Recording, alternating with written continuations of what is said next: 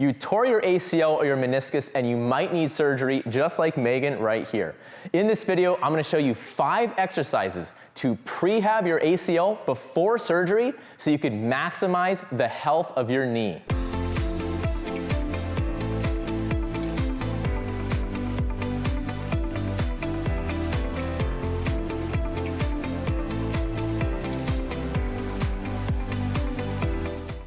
Hey, this is Mark Robinson, physical therapist with Evercore Physical Therapy. I have Megan with me right now. She's one of my clients, and she has a complete tear of her ACL, and she has a tear of her meniscus, and she's planning on getting a surgery in a couple months. So what we're doing right now is we are prehabbing her knee so she will have better outcomes after her surgery.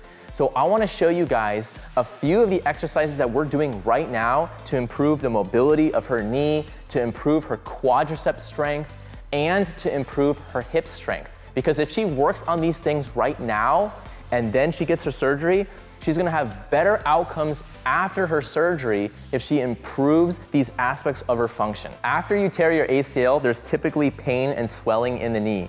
So with Megan, we were measuring her amount of flexion that she has. So if she bends her knee like this, that is as far as she goes. So if I push here, Megan, what do you feel? A smidge of pain. So we can't push the knee too much. With the meniscus tear, there's a mechanical block to her knee, so she's not able to push this knee any further. And I'm not able to push this knee any further because there's just something getting in the way of that joint motion. So we wanna try to restore as much of this knee flexion as possible. And then also with knee extensions, let's see, maybe you guys can see from this view, we want the knee to extend, become straight as possible. And the straighter that she can make her knee prior to surgery, the better her outcomes will be after the surgery. So one of the exercises that we can do is to simultaneously work on her quadriceps strength and the straightening of her knee. So what I want you to do, Megan, is I want you to straighten the knee out by tightening up your quad. And she's gonna try to straighten the knee up and then raise it straight up towards the ceiling, just like that. So this is called a straight leg raise. And her goal is to keep the knee straight without letting the knee bend. If the knee starts to bend as she raises her leg up, that's called an extension lag, and that's indicating that the quadricep muscle is weak. So work on the straight leg raise. Before you raise that knee up, then make sure that you tighten up that quadricep. This is an exercise that you're gonna be doing after the ACL surgery.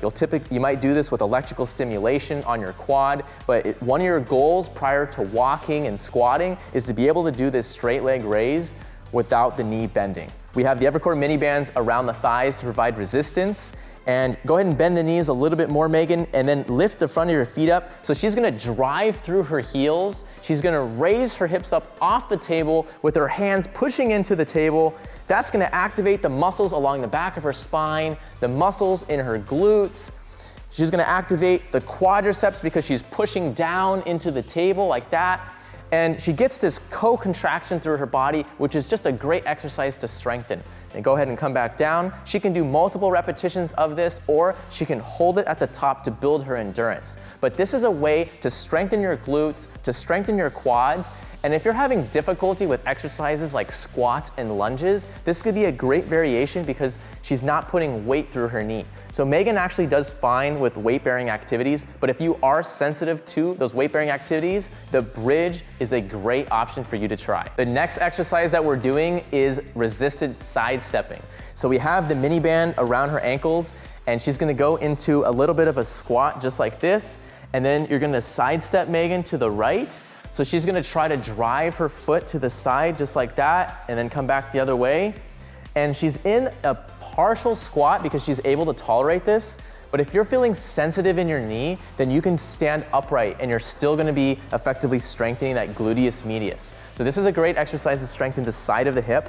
And Megan has been doing this better. So like when you first started, she had her knees more straight, and now I have her bending even more, just like that. So she has her hips going back, she's leaning forward. That engages more of her glute muscle, just like that. Now, if you wanted to focus on more of your quad, what you can do is you can lean the knee forward a little bit so the knee goes over your toe. Now there's more pressure on the knee. That could sometimes irritate the patellofemoral joint, but if you are able to tolerate that exercise, letting the knee go over your toe like that a little bit can actually help to activate your quad by putting more emphasis on the quad than on the hip. And if that's your goal, and you're trying to get that quad activation, then this is a great option for you. Megan is also working on prone knee hangs. This exercise is great for improving knee extension mobility. So if you have difficulty straightening your knee out, you can lay face down on your bed or on a table, maybe the couch, and let the kneecap hang off the edge of the table so that way it's not jamming into the bed or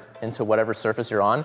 Let the knee just hang just like that. The weight of the leg is gonna help to stretch out the knee. And if you wanna progress with the weights with this, then you can add an ankle weight to around the ankle, or you could put it up here as well around the calf. And if you don't have an ankle weight, sometimes you can put some cans of soup or water bottle in a grocery bag, and you can put that around your ankle just to let it hang. But being able to let this knee extend like this for a prolonged period of time, couple minutes, maybe 5 minutes at a time, just let it hang here and just let it stretch out. This is a way that you can improve that knee extension. And again, if you could improve your knee extension before your surgery, you're gonna have better outcomes after your surgery. And since you're in this position, just gonna give you a bonus exercise right now. So the 6th exercise you can do is hamstring curls, because it's also important to strengthen your hamstrings. So here, go ahead and bend the knee just like that, and Megan's gonna strengthen her hamstrings. So you can just focus on just this one. So go ahead and bend the right, and then bring it straight all the way. Hamstring strength will be very important after an ACL tear, because it's gonna assist the ACL in stabilizing the knee. So you wanna make sure that you have strong hamstrings. And for people that have hamstring grafts, then you're not able to strengthen that with resistance for a couple months after the surgery. So you wanna be careful with that after the surgery, and you wanna make sure that you're listening to your surgeon's advice and your post-op guidelines. Same thing with all these exercises. You wanna make sure that you're following your post-op guidelines. And if you have any doubts about any exercise, then consult with your physical therapist or consult with your physician. But I wanted to be able to give you guys some different options to improve your knee mobility, to improve your quadricep strength, to improve the strength of your hips, because if you focus on these exercises now and you prehab your body, then you're gonna have a healthier knee. You're gonna improve the longevity of that knee, so you minimize your risk of getting arthritis, so you minimize your risk of getting another ACL tear, and that way you can be more active, you can get back out on the field, and you can feel healthy and just restore the normal performance that you had before. So prehabbing your body is gonna make your rehab better.